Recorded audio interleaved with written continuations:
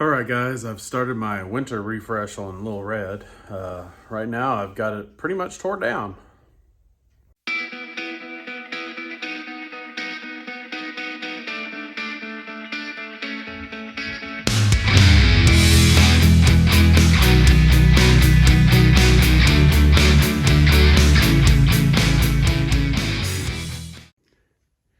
Here is the rear fender pan. Here's the tractor. As you can see, it's pretty well torn down.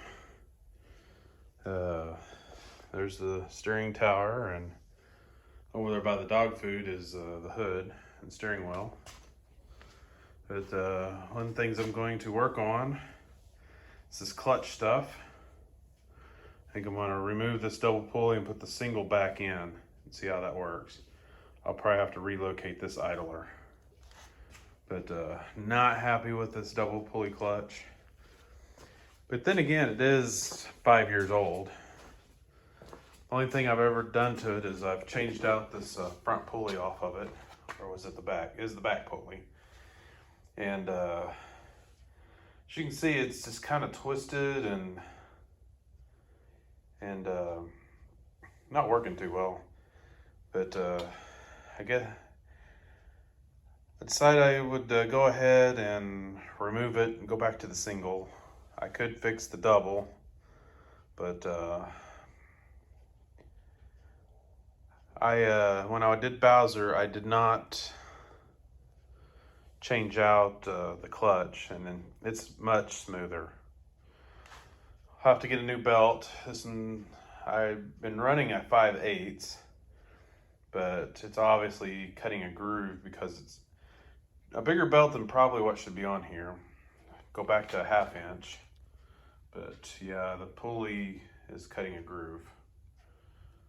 That's probably not helping either, but yeah, this pulley here is tilted that way. This pulley here is also tilted that way, but not parallel to this one. I don't know why.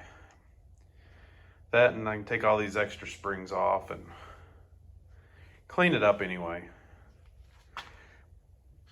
Did find that I've got quite a bit of oil under here. I'm not sure where that came from because this engine doesn't leak, at least to my knowledge. All my wiring, but this project's going to take a little while, so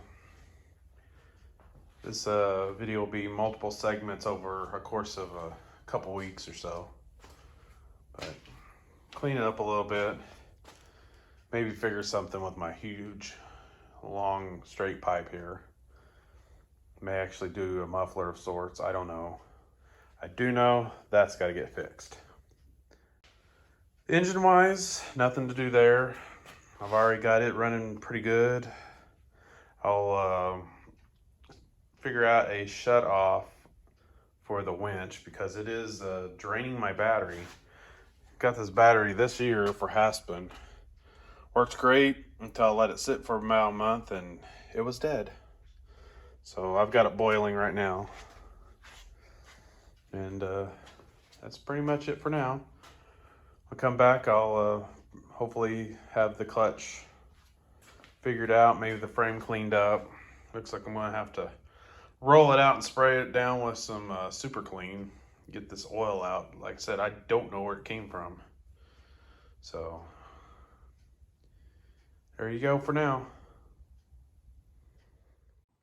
Hey guys, I was gonna do this in several different segments and put it all together in one video at the end of the year, but I don't really want to make a really large video on this, and I figured it'd be best if it's kept small. But anyway, I'm still working on red, as you can see.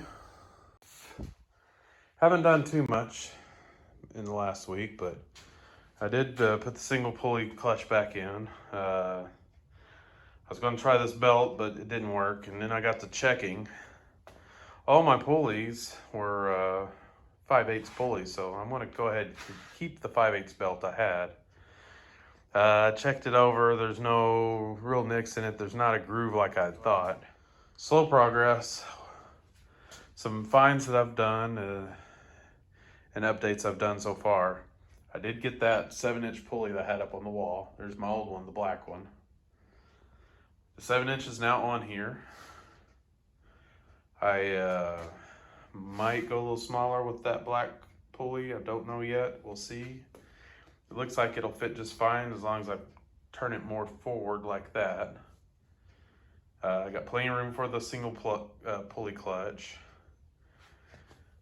I've always known it, but I never really did much with it.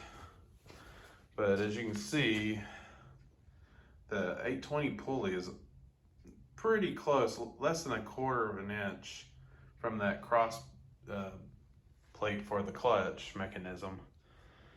Did some measurements with the 205s and 206. 205 and 206 pretty much the same transaxle, just different gears. But anyway, I found that the pulley is higher on the 820 than it is on a 205. So what I need to do is I need to put spacers on the transaxle mounts. I just lower the mounts, but crazy me weld them to the frame. So that ain't happening, so I'm gonna have to put plates. I figure I need to get at least a 1/2 inch rise. So I'm working on building plates or shims to put underneath the bolts there. My front mounts, I'll probably have to drill a new hole. That shouldn't be too bad an issue. But going slowly, haven't done too much. I thought I'd rent my control module for my winch, but I didn't. I was afraid I did. Next step I'm doing is I'm going to take the rear tires off. I'll take this exhaust pipe off. I'm going to take the band brake off and continue working from front to back. And first the belt system. Once I got it done, then I'm going to work on the exhaust.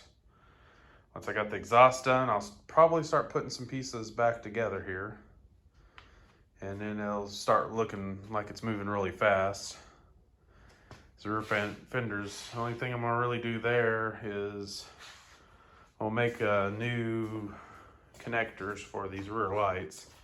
I am contemplating putting the module back in over here on the side and maybe doing brake lights like I got on the green machine. I've still got the little push button safety switches in I think in that little green tub under there. But I'm thinking about putting those back on and having brake lights.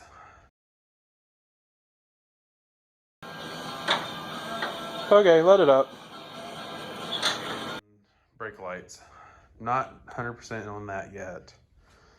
I'm also contemplating on removing this gas pedal I've made for it. I haven't ever been 100% happy with it. So now's as good a time as any to change that out. Now that I've got a better system for running that cable up under the carburetor, where I don't have to cut the wire so often, that'll work out really well. But anyway, there's the update. I'm gonna go ahead and end this segment here. Next segment, hopefully I'm got the frame raised up on the transaxle and muffler, and go from there. We'll catch you in the next video.